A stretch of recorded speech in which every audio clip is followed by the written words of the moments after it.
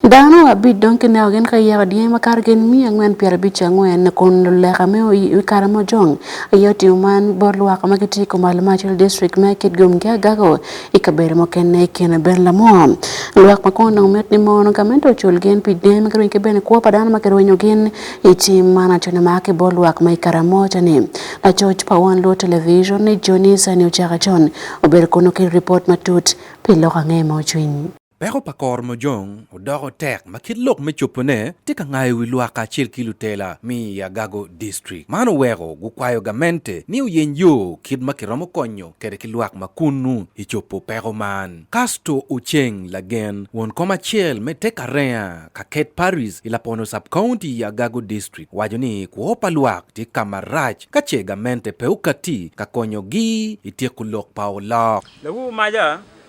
puru waber kiret awu bachelu no ret ti oriat wa kumbeti dana rio ti oriat kalon ti kiret maraja deda ma Karimojong ayutimo now wan ku beren wa ber kanyo dong wati kiluoro ne ber wa kanyo mor gamene ti ki chwak komwe ye ya keri peke wa ko chwin wa mo cha ko tawani kero nyo dugu wa gang kanyo watimo balwa mi dugu Piluora yile pa Jong, magi mayo kwede kile, weko Lwak guchako gwoko legi, kama munchok iye wek le, pe uruin, dok ni mano weko tiji poro tika doko tek, piluoro lumirok. Kidma Santa abedi, dano me mwaka piera bijwia ngwen, waju kany. Dyang na ko bedene, make jone, ke kwanyo ki kaket kany, ke chwale guru. Gen wan mele sap kanti madir mano guru madong la lachen. Kunu be civilian gwago ke ciela kul ko man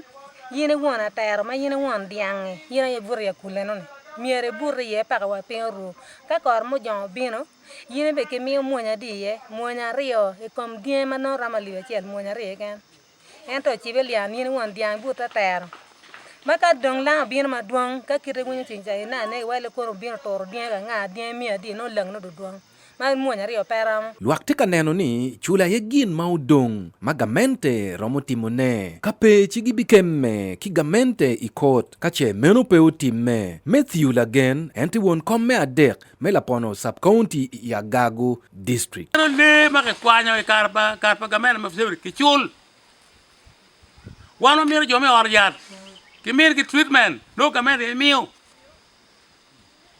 e masakare chamaya Lurene tong na pa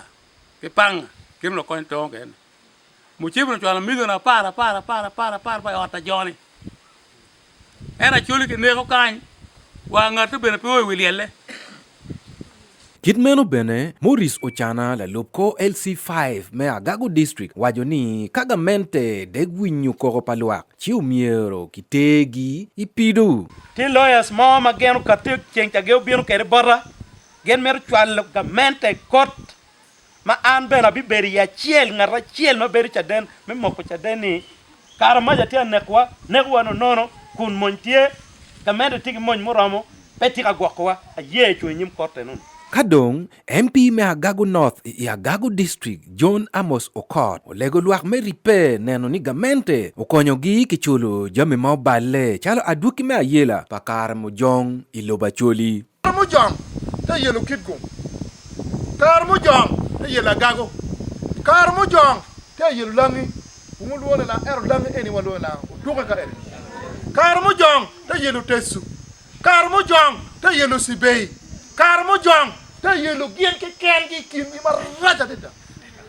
chidak no wan po ngaya wi yuweri ni yuweri mero yer Karimojong aya no